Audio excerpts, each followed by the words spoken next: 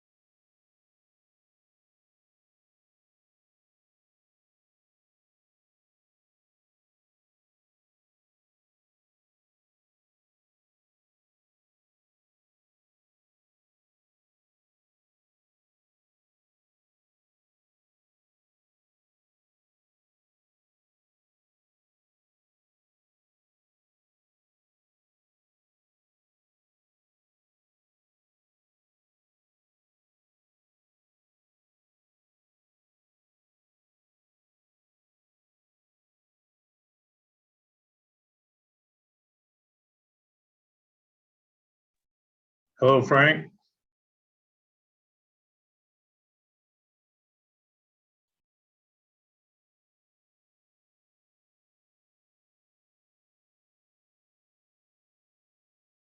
Hello, Frank.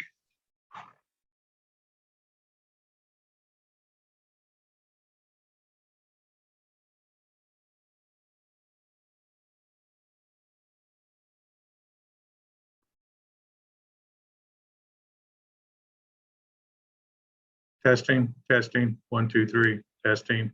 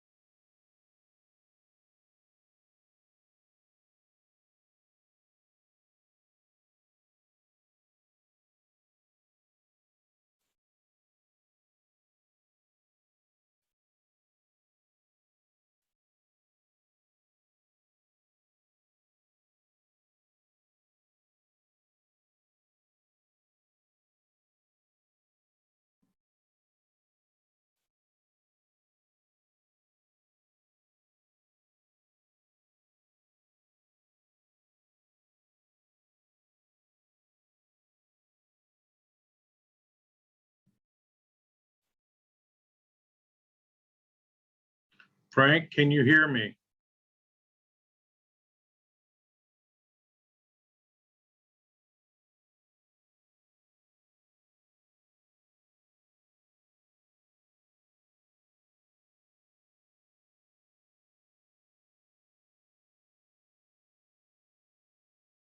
Frank.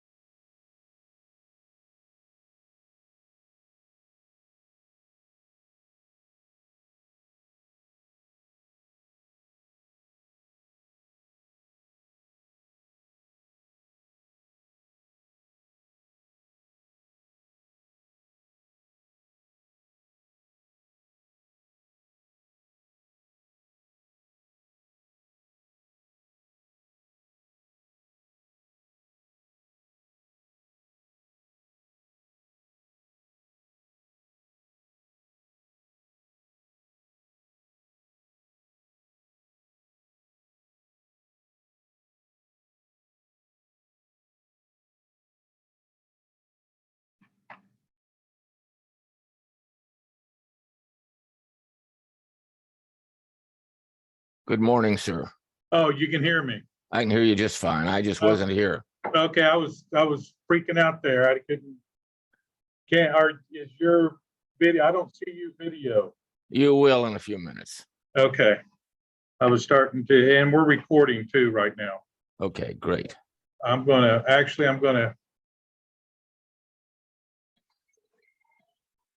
okay, we just started recording, just let everybody know.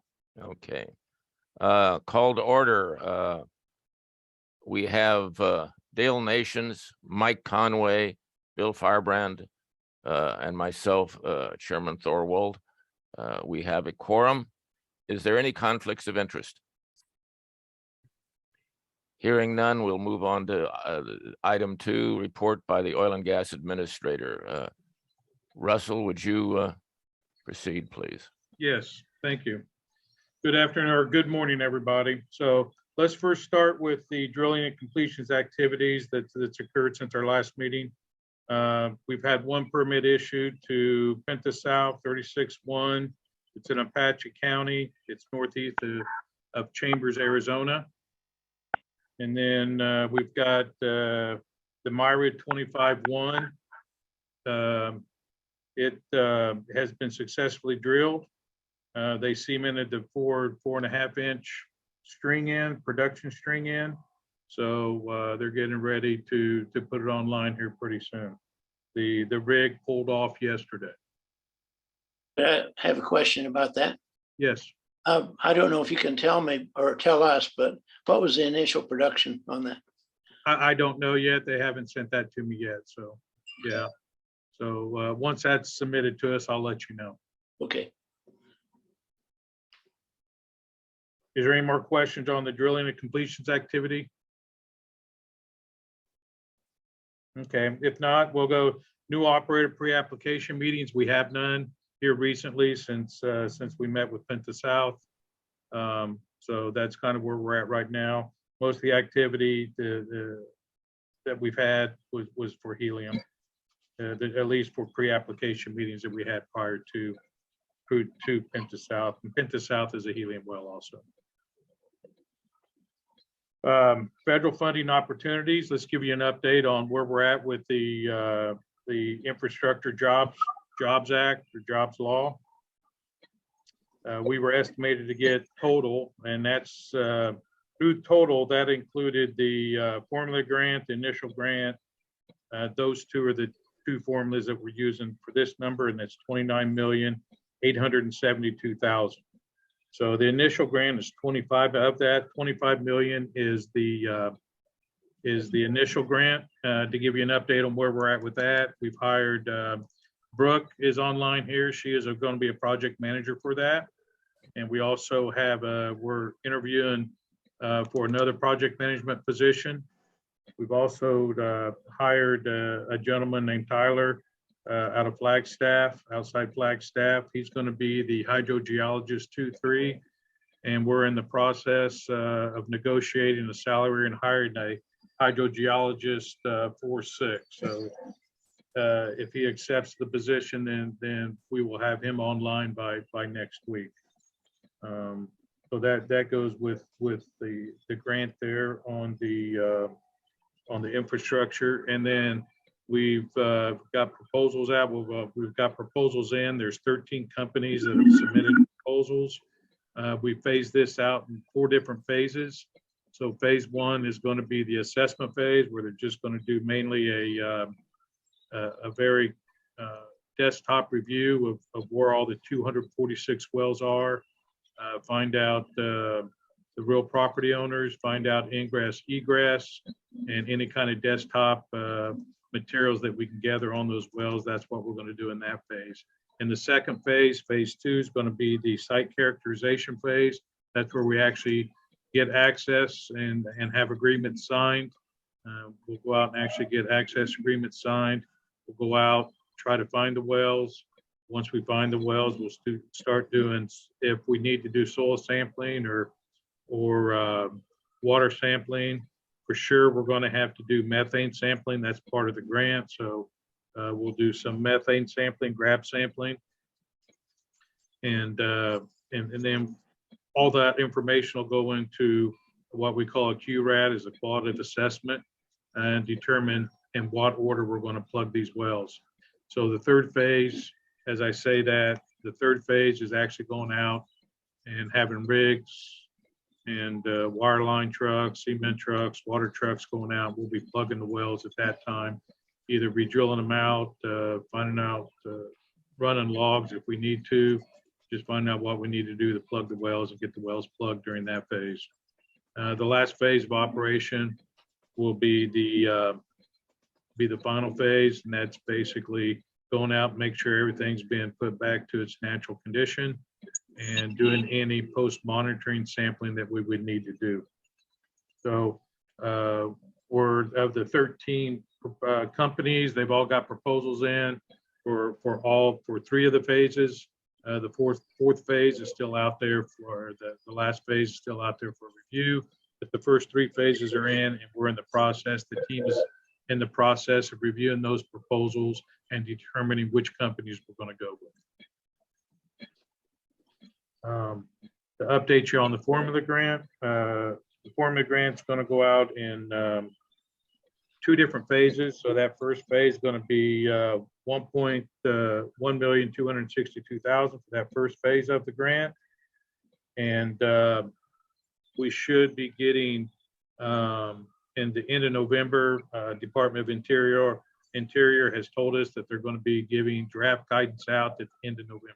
So we'll be getting draft guidance out at the end of November, and then we'll submit an application for that $1.2 million after we get the guidance, and we'll have to determine how we're going to go about how we're going to do that project, depending on the guidance.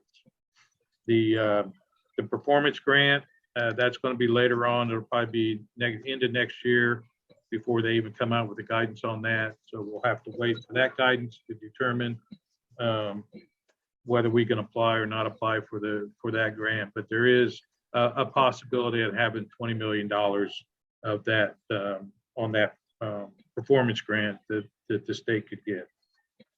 So that does anybody have any questions before I move on to the database on the federal funding? We'll get more into the federal funding opportunities later on in the meeting, but this is mainly dealing with just that infrastructure jobs. Yeah, this is Dale. In the initial survey that you're doing, is there any concern about detecting methane leaks? Is that a necessity, or? That's part of the grant requirement, is for us to actually go out there. So what we're most likely going to end up doing, or what our standard operating protocol is going to be, from all the proposals that I've seen thus far that's come in, I'm still reviewing all those. I suspect we'll just do a sniffer test, get a sniffer machine out there and do a sniffer and see whether methane's present or not. If it's not present, then we'll indicate that it's not present, and we won't move on to any type of determining how many tons of methane would be coming out of a well. If we do get a hit on the sniffer, then we will actually do a composite sample and determine how many tons of methane is actually coming out of the well. Yeah, but the actual plugging and abandoning of a well doesn't depend upon whether there's methane leak or not. No. That's just one of the items that we have to, as far as the grant goes, that's just one of the items we have to gather information on to make for part of the grant. So that's one of the gas. So, we have to also possibly take water samples or oil or soil samples also, but they're not required where the methane sampling is. So Frank Thorwald here, Commissioner Thorwald, CO2, monitoring of CO2, checking for CO2 leaks. Where are we on that? On these 246 wells, that's not a requirement of the grant and for gas testing. Underneath the proposals that we received thus far, we haven't seen anything on CO2 sampling. We may need that related to some of the other, in fact, I'm sure we'll need that related to some of the other things we're talking about later. Right. So what you're talking about is some of the areas in the eastern part of the state here. So, and if one of those 246 wells is near that, then we'll probably end up having to do some sampling. Well, not even the eastern part. I think there's 47, or I don't remember the total number of potential fields around the state where there are wells. We will probably need sampling at different areas around the state, especially if we are with the carbon safe or some of the other things we're looking at, which we'll talk more about later. Okay. I'll take a note of that, and when we're reviewing the proposals, see if anybody has those in there or include that in that. Okay, if not, they should probably add them in. That would make it a lot easier later on. Okay. Any other questions before Russell proceeds? Go ahead, Russell. Okay, so the next step is going to be database and web design, an update on that. So right now, with part of it also kind of rolls into the grant also, because that's where the funding's coming from for the new database.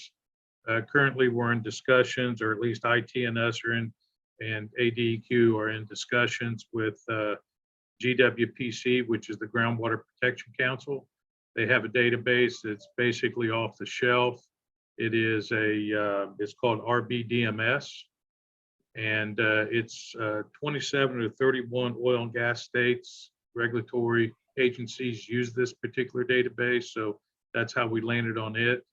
And we're in the middle of discussing to make sure that the IT and the requirements that IT has for any type of database for the Arizona, it'll meet those requirements. So IT, that's where we're at, talking to them. Also, part of that database will be taking all the information that we have in our files, hard copies, taking all that data and information and putting that into the database. And we have identified, we're in the discussions, at least right now, talking to the Geological Survey to see if they have the capacity to do that type of work. They're going to be working on a scope of work for us and submitting that to us. We'll be taking a look at it and see if we can use them to take all the information that we do have and put it into that new database that we would be acquiring. As far as timeline goes, as hopefully we can get the scope of work, but all the funds would have to be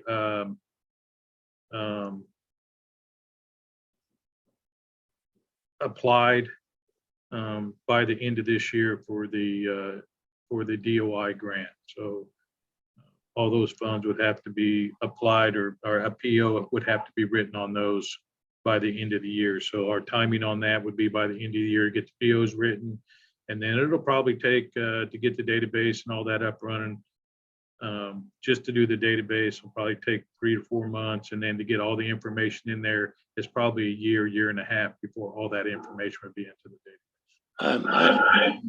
This is Dale. Mm-hmm. Whoops, is that a dog?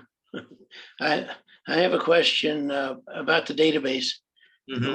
Now that I assume includes all the stratigraphic information, all the well data, just like you'd get it out of the well files.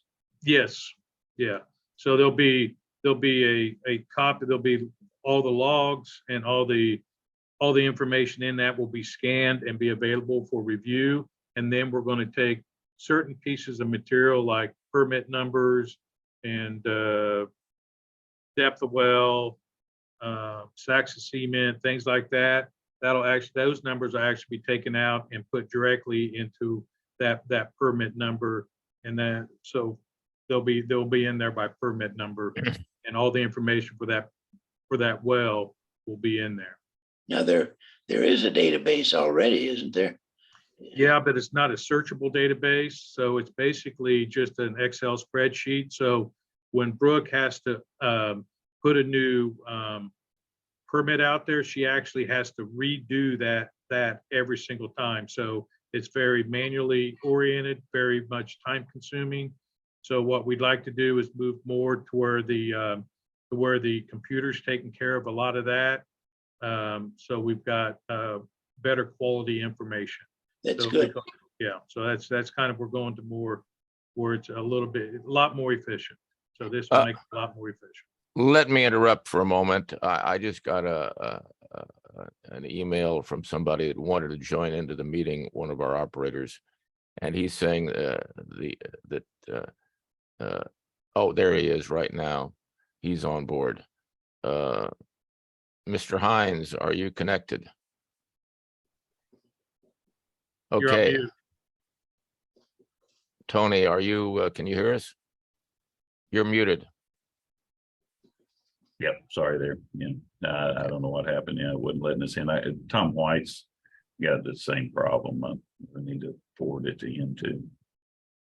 For some reason, they were having trouble getting in, so Hmm. we switched to a new system, Zoom, so let me go on. Russell, with regard to the data that Dale was talking about, Commissioner Nations, could you expand more on to what's going to go into that? What are the other options that we're looking at for that database, and that they will be able to register, put data in directly, but we still have to confirm it. You know, all the other nuances that we're trying to do. Yeah, I don't have a list of all the information that we're going to actually take and put into the database under the scope of work. We're still working on that. But basically, the idea behind the database is for everybody to actually go to a web-based system. So everybody will fill out the permit application, or any of the applications out there, any of the forms that we have.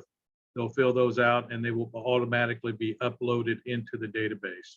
So all the information that's in each one of those, that's in each one of our forms, that information is in a form.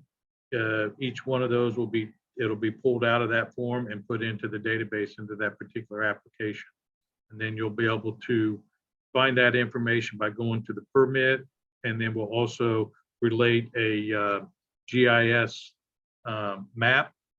So you can go to the map and actually click on that particular well that you're looking at, and it'll bring up the information for that particular well, and you'll be able to go to the database from there to review all the information that's on that particular well from the GIS map.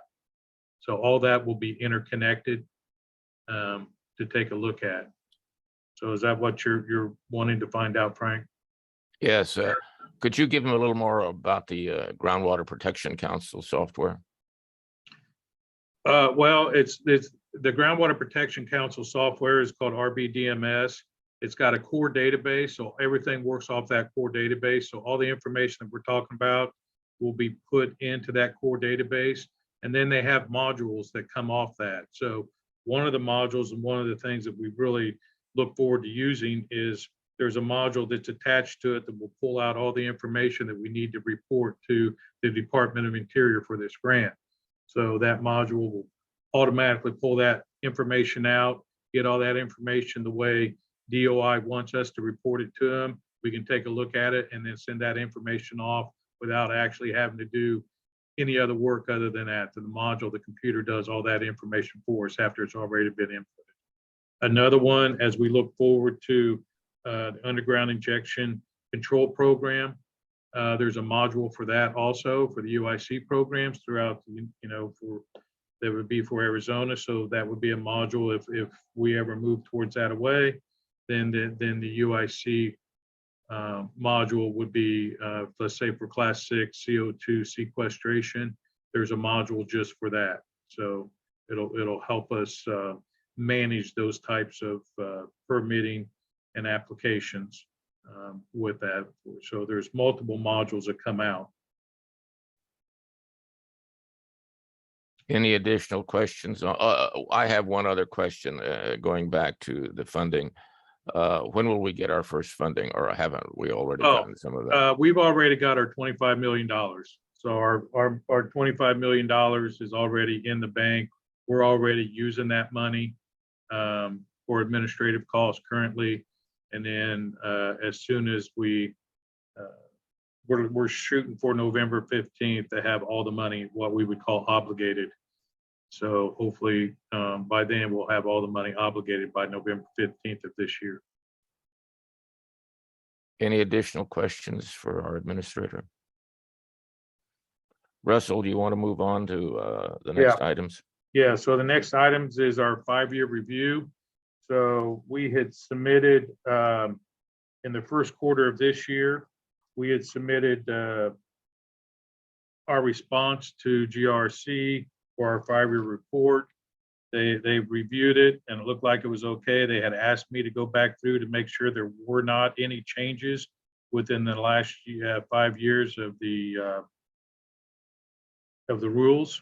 I've done that, and we'll get back with GRC to tell them that there were no changes to the rules in the last 5 years that were not indicated in the original report in the first quarter.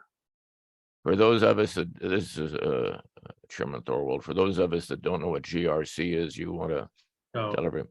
Yeah, that's anytime it's the regulatory commission, basically. So anytime rule changes are made, the rule changes go in front of this commission, and it's the Governor's Rules Commission.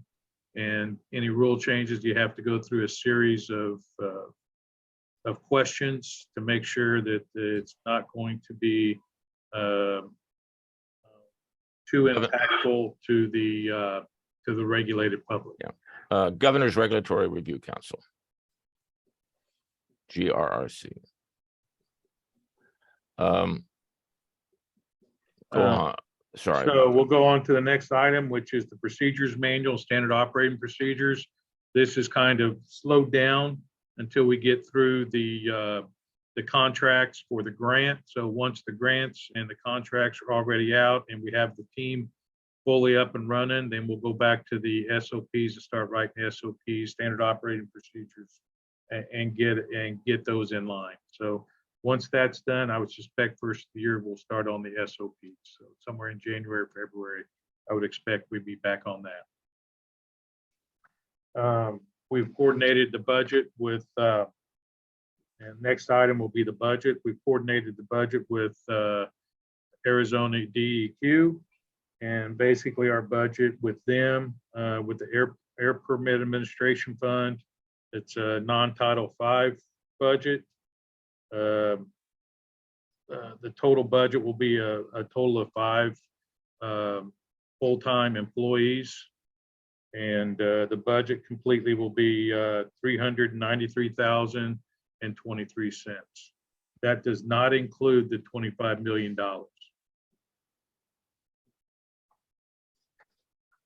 That's basically our operating budget for 2023. And the budget runs from July to the end of June. So that budget is in place right now from last July of this year till June of 2020, the end of June of 2023. I've already kind of went through the staffing updates and all that, so that takes care of that item. Yes. Administrator, would you talk about what each one of the new staffing people are going to be doing? Okay, so that way the other commissioners will know. And right. So the 2 project managers will basically be managing a series, or we'll split up the contractors. Of if we've got 10 contractors, they'll get 5 apiece. They'll be managed in the day-to-day duties on those project management on whatever wells those 5 contractors would have. So that would be how much money's being spent, where they're at in the process, basically using projects, Microsoft projects to manage that and time and the timeline on where we're at. The hydrogeologist 6 will be the overall subject matter expert for the grant, and also for any downhole work that would be being conducted. So they'll be managing all those, any type of technical issues that come up or technical reviews that need to be done. He would do that along with me to make sure that whatever decisions that are made on plugging and abandoning a well, they are done correctly. And then the hydrogeologist 2-3 will be split between doing some work for the Oil and Gas Commission And then also 75, I think between 50 and 75% of his time will also be working on the grants. And he most likely will be going out and getting access agreements, working with landowners. We also are looking at possibly getting a liaison to help with that, a community liaison position.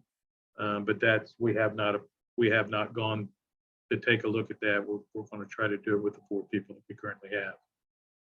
So again, that 2-3 will do that. Plus, he'll do technical reviews. He worked for Dominion at one time. The guy that's coming on is the 2-3. So he does have some downhole experience. He's a geologist. So he'll also be reviewing that. He'll also be overseeing the geological survey for our quality assurance, quality control, making sure everything that's put in the database is correct. So he'll be reviewing that part of it too, as a 2-3.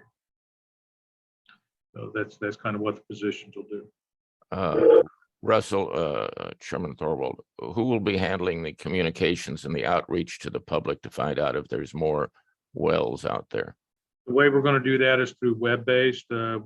We're trying to decide whether we're going to use a community liaison person, hire that just to do that.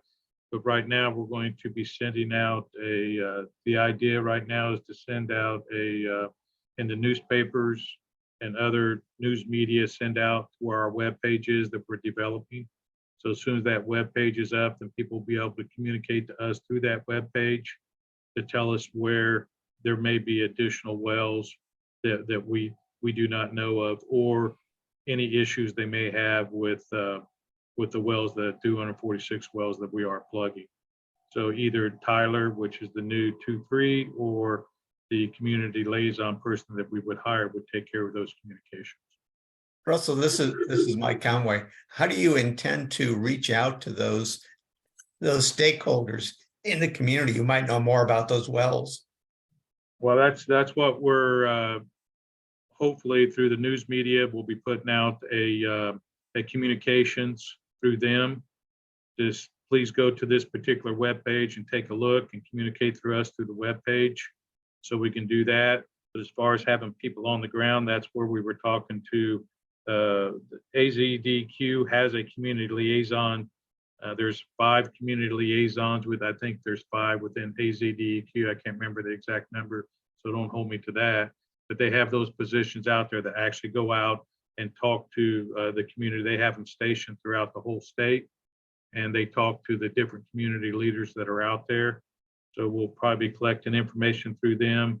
And then with that 2-3 position, we'll be talking to those community liaison people that are associated with AZOGCC to get that information into us, so we can take care of it, review it, and see if it's something we need to take care of.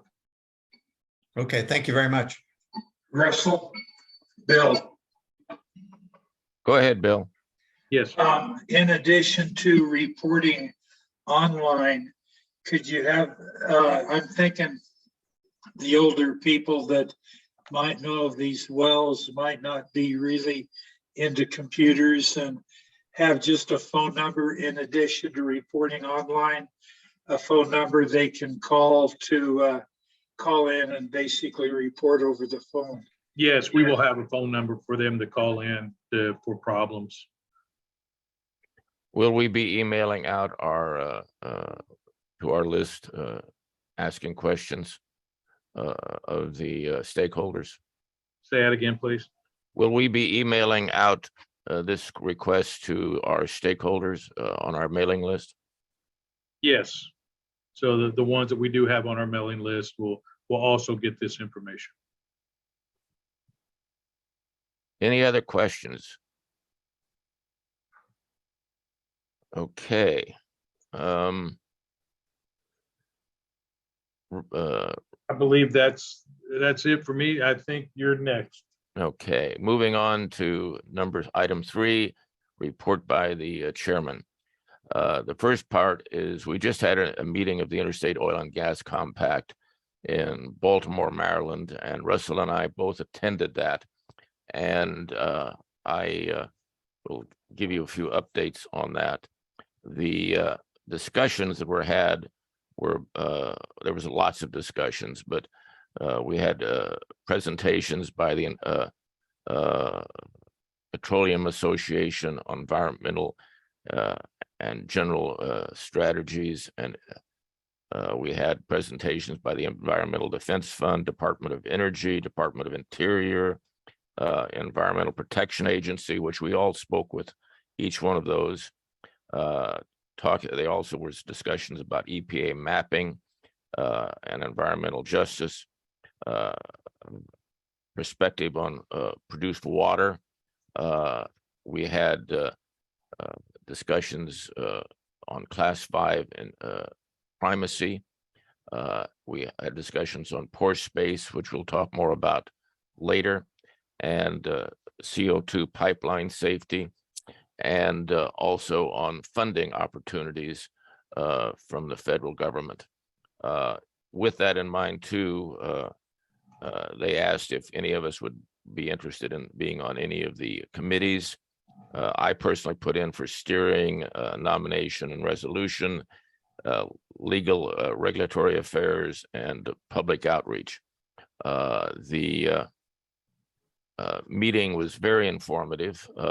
Russell, do you have anything to add to that discussion on that? I know I'll have other things to bring up a little later The on. only thing I would add to that the Department of Labor was there, so that's associated with the grant also. So the Davis-Bacon is part of, which is basically your wage, how much you pay for wages. They were there, so that's something we discussed with them, what wages would be through what we would have to require our contractors to pay the wages. Also, with that in mind, Russell was on that from Indiana, and I'm trying to work to get him to be the associate representative with the states so he can continue on the committees there. Any questions on that? Moving on to the next one, New Mexico Produced Water Research Consortium updates. We just had, we've been continuing to have meetings with them. We're part of that group. The panel, there's a panel on produced water treatment and reuse.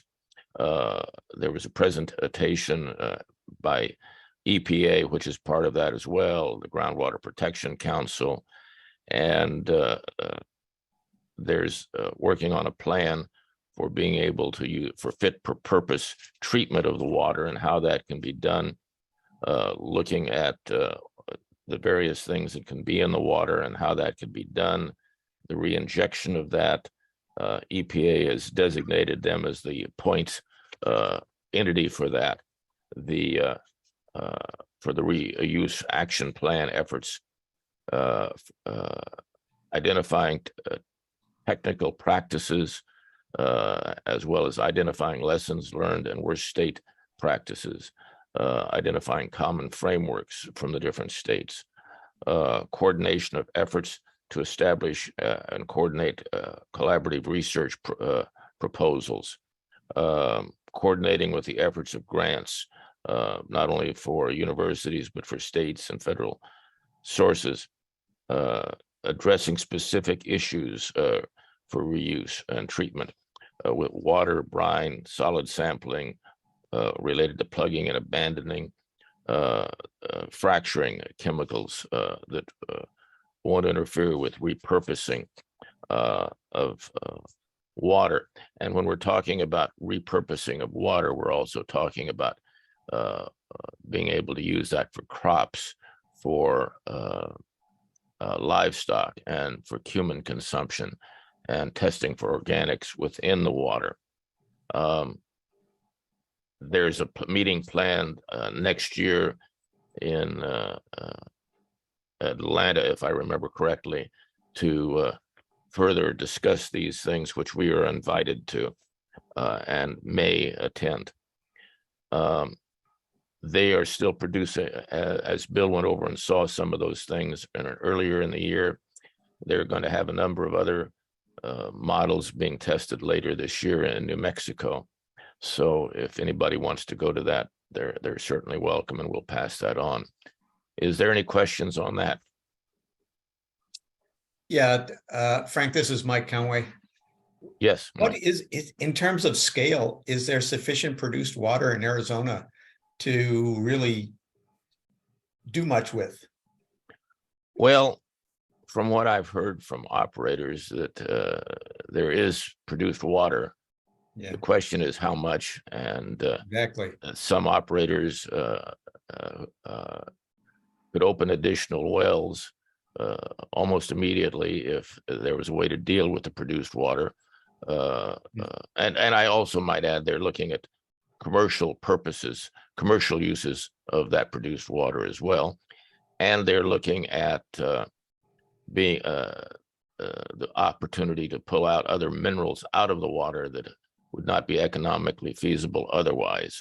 So that's also part of that goal. And in Arizona, for instance, reducing, can that be used with the potash if they do solution mining or other ideas for the salts from that? And we're looking at the reinjection of those things and how that might be done. And that'll come up a little bit later in my brief here. Okay. So all of that is on the table, and that's all being led by EPA. Okay, very good. Thank you. Any other questions on that? The item C, Office of Navajo and Hopi Indian Relocation. I discussed that with the Department of Interior, and I'm continuing to have that ongoing discussion with the governor's office. So far, we have not gotten any clarification in our discussions with the Navajo Nation office on that. They have said they will do inspections of wells or new wells on O'Neill land, but we've not got clarification on access to go onto the O'Neill land to do the checking for abandoned wells. And I think there's 17 there. Although from what I'm told, we do not need that except to have it from O'Neill. And I've asked for clarification from Department of Interior on that.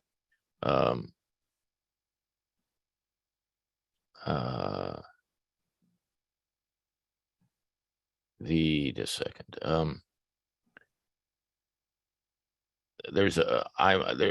There's items C, D, and F are all interrelated here. So I'm going to jump to item F for a moment on that, because we've had in the past some discussions with the Navajo Nation on hydrogen characterization, that produced hydrogen from coal, storage of that, discussions about CO2 and use to assist in their existing wells. But we haven't had any further discussion on that. We've also talked about pore space with them and issues associated with that, and I'll address that and the liability of that, and I'll address that more later. Is there any questions on that? Discussion on plugging and abandonment of wells. Again, I think we've covered that already. Dale, do you have anything that you need to report? Commissioner Nations? Not hearing anything, I'll move on to the next item. We're discussing a partnership with Proton Green over carbon sequestration and a Carbon Safe 3 grant. And that is ongoing with DEQ as well as us. The other parties involved in that are the survey and one moment.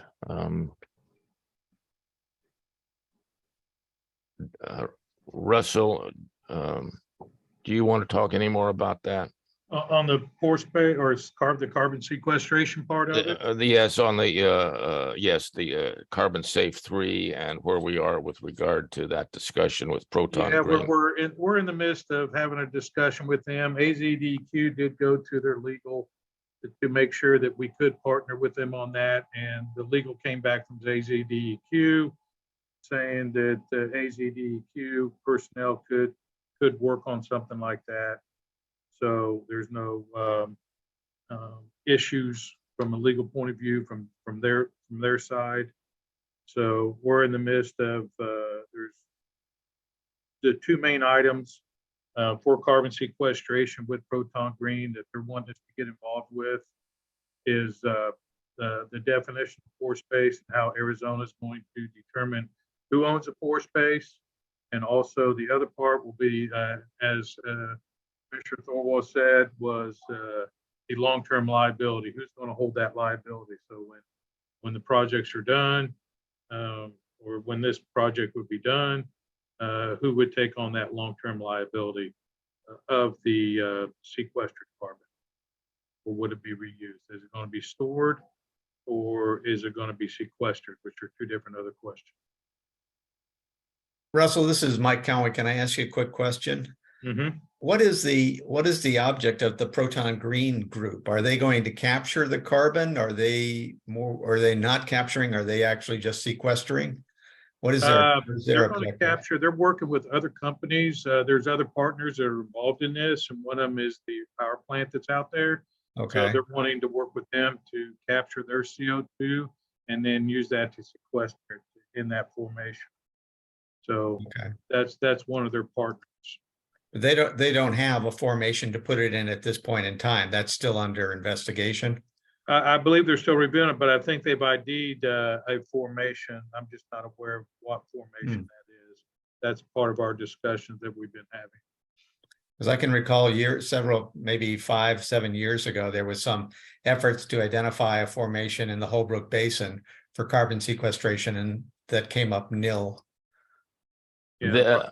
Let me jump in there. This is Chairman Thorwald. They have identified a formation. They're still doing characterization of that formation, but all of the characterization is currently with respect to the existing properties they have, and everything they've got says that they'll be able to do injection there.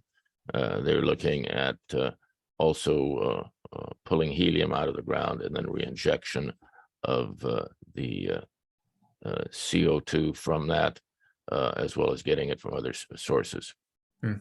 And we have to, some of that, we can't get into that too much because of legal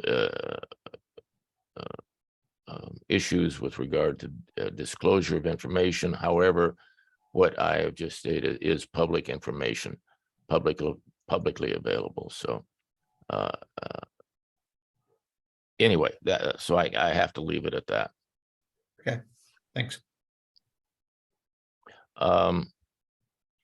Let's see, the moving on to the next one. Our legislative agenda.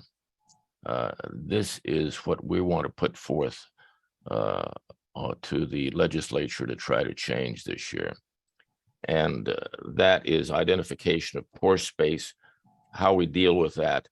And with that in mind, we have been in touch with the National Conference of State Legislators on this, and they have provided from all of the states that have this, they provided pore space ownership rights summary, legislation on carbon sequestration for pore space, articles discussing pore space and mineral development, pore space ownership and jurisdictions, net reports on pore space legislation, and hydrogen energy research. So, and we've been reviewing that as well. And AZOGCC also provided information on that. Second thing is the $25 fee that we currently charge by statute, changing that so that we can charge what other states charge that are in our situations, and make that as a rule versus something that's in statute, so we can adjust it as necessary, up or down. Looking at more enforcement capabilities, and there's other things regarding primacy for oil and gas related wells, and also for 6. Russell, have I missed anything on that? Yeah, we're going to be working with AZOGCC Division of Water to help take a look at our rules and our statutes to make any changes that we see necessary. So as the UIC primacy program moves forward, then we'll be into a position that we will be able to take over some of those permitting actions, such as the UIC 6 and the UIC 2, which is a class 2 and a class 6. The class 2 is enhanced recovery, and then the class 6 is sequester of carbon.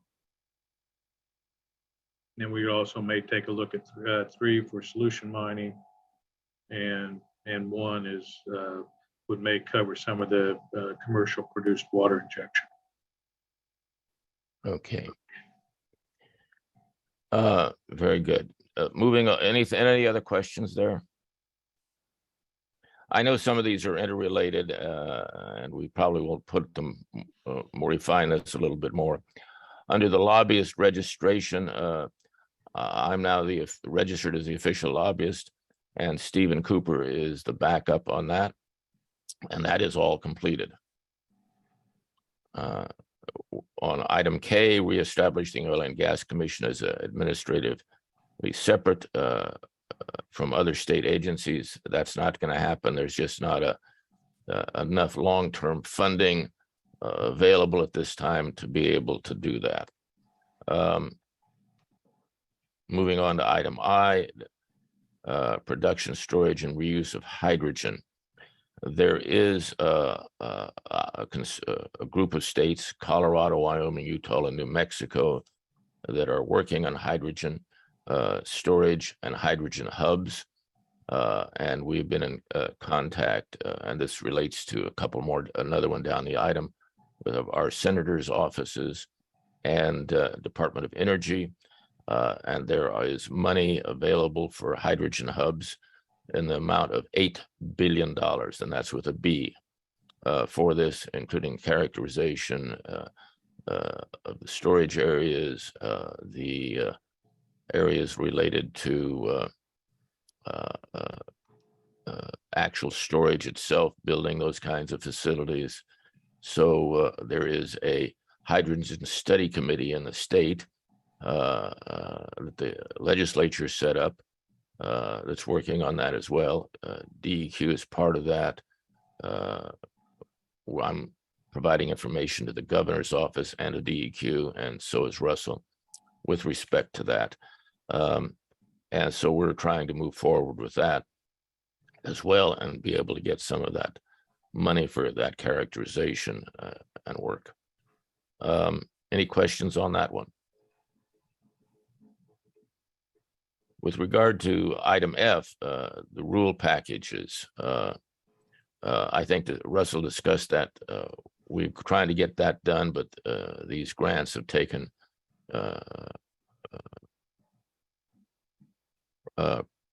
they've taken over most of our time, so we haven't been able to move that forward, but we're hoping to get that done fairly soon.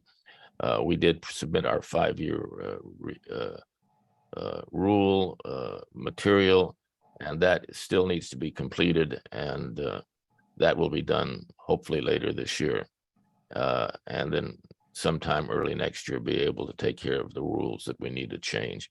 And those have given the primacy, some of that has to be added in there. Russell, other than the things that we've talked about in the past, do you recall offhand some of the new items that we needed to add into that? Not right off the cuff, I do not. Okay. Any questions there? Okay, moving on to the next item.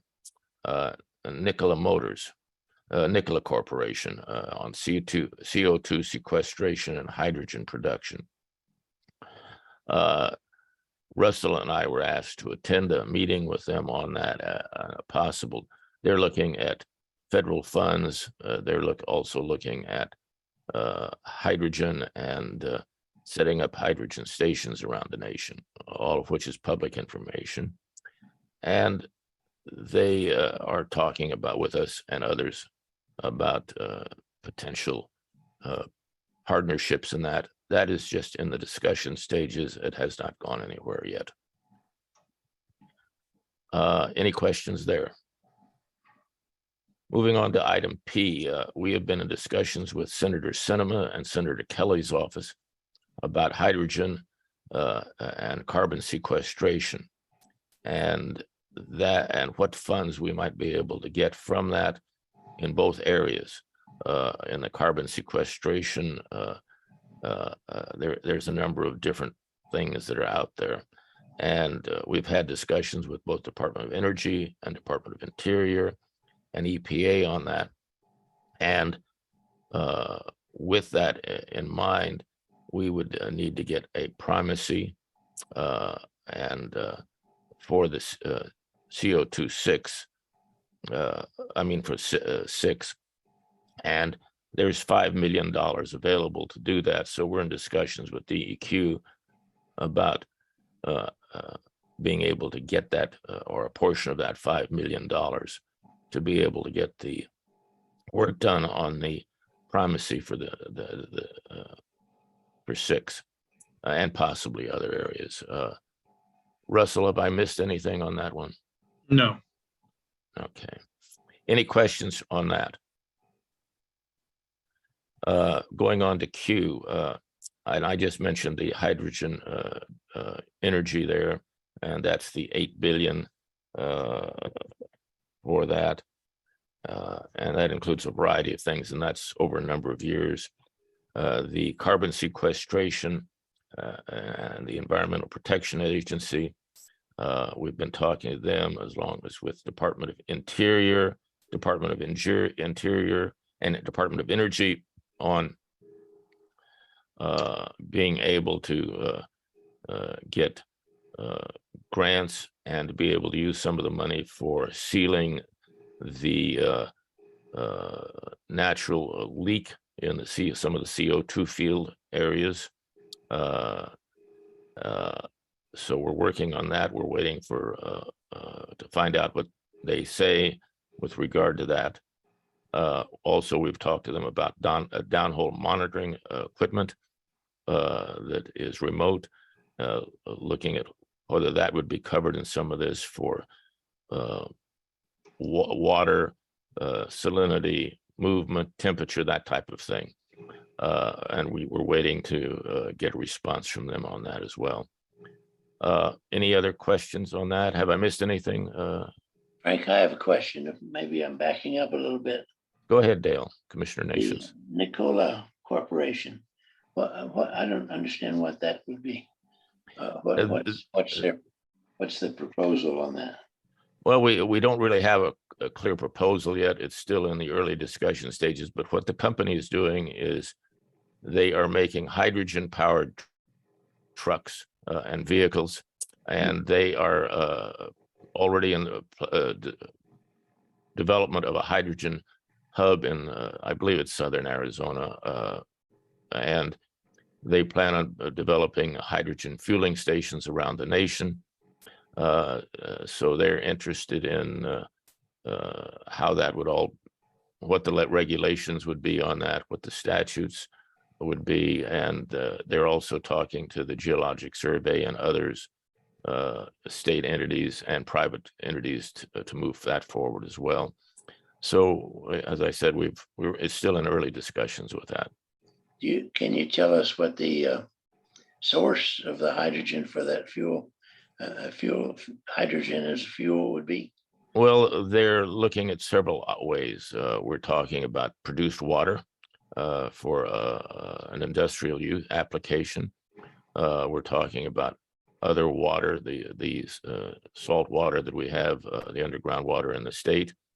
We're talking with the Navajo Nation about, or we have had discussions with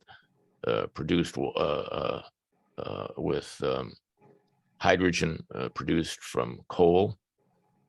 So those are some of the options that have been talked about already. That doesn't mean they'll all go through. Also, excuse me, Frank, Mr. Commissioner Thorwald, is the geothermal, dry rock geothermal was the other item that they may use to create hydrogen.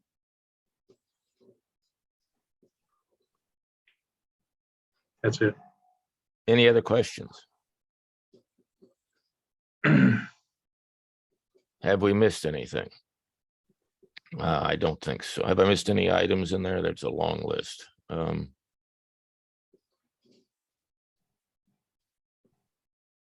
I don't think so. There is one other one, going back to item H. Russell, could you explain the Carbon Safe 3? Basically, Carbon Safe 3 is the Carbon Safe projects is through the Department of Interior. There's basically 4 different stages of the Carbon Safe program. The Carbon Safe 3 actually goes into where they actually start doing the characterization of the grant. So it's basically a grant. The Carbon Safe programs is a grant. Stage 3 of that is further along than most. That's where they actually start exploring the permitting options and the characterization and the actual modeling of that and of the formation. And also in that part of the 3, they take a look at pore space and long-term liability, and that's how we become involved in that part. Any additional questions? Okay, let's move on to item 4, call to the public. Is there anybody that would like to speak?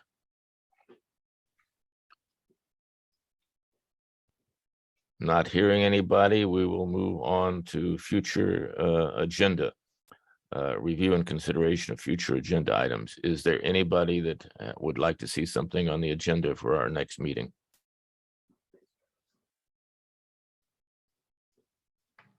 Oh, this, this is Dale. I didn't, I was concerned with being able to call in on the telephone.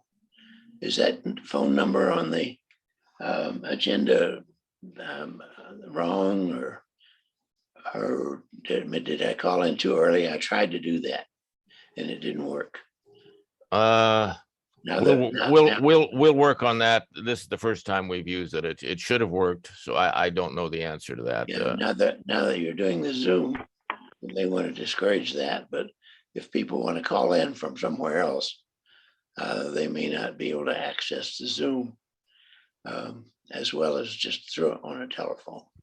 Yeah. Well, you can use Zoom or the video, or you can use the phone number to call in, is the way it's supposed to work. Yep. We'll be doing this for all of our meetings in the future. They'll all be recorded and put up on the internet, on YouTube. So we won't be keeping minutes. These will be our minutes, and future meetings will be live on YouTube as well. Yeah, so this phone number, that didn't work. Is there a problem with that? Again, Dale, it should have worked. I have no idea, but we will check it out and find out. Maybe I Mr. did. Chairman and Commissioner Nation, this is Jyoti Belgian. Commissioner Nation, I actually joined by phone, and it is in the meeting that you received and on the agenda. It's just, it looks odd because the numbers are all scrunched together, but it's 669-900-6833. And then once you enter it, it then asks you to put your meeting ID, which is also listed in the information. And then it asks you if there's a participant number, and if there is none, press pound. And then finally, you have to enter a passcode. So before the next meeting, I'm sure Russell can walk you through it. Yes. Okay, good. Thank you, Josie. Also, I don't know if this is the wrong time here. Josie is going to be leaving us as the AG's representative, and we have Paul Phillips is going to be replacing her. Josie, do you want to introduce Paul? Sure. So I don't have a definitive exit date, so Paul and I will be working together during the transition. But Paul Phelps is here. He's an attorney in the environmental enforcement section, incredibly bright, and he was previously an engineer, so he actually has more relevant subject knowledge than I do. Welcome. Paul, do you want to say anything? Sorry, having trouble unmuting here. Yeah, I'm looking forward to working with you guys, and I'm just going to be sort of shadowing Josie over the next couple weeks or months, as long as she's here, and hopefully I can fill her shoes. I have no doubt he will be an excellent attorney for the commission. Thank you, Josie. Any other announcements, since nobody has any future items for the agenda? Any announcements? Yeah, Frank, this is Mike Conway. You mentioned an upcoming meeting in New Mexico regarding produced waters. Is that meeting going to be available for people to go to and attend? They yes, as the meetings are become available, the dates and so forth, I will set that, let everybody know about that. Also, DEQ has for the commissioners, they have what they call an early bird, which talks about news items related to where ADEQ is mentioned or we're mentioned: air quality news, wastewater programs, water quality news, and general interest news. And if you want, any of the commissioners wish to be on that, let me know and I will arrange that. Very good. Thank you. Is there anything else that, any other announcements? Hearing none, do I have a motion to adjourn? So move. Second, all in favor? Aye. Bye. Aye. We're adjourned. Thank you all. Thank you.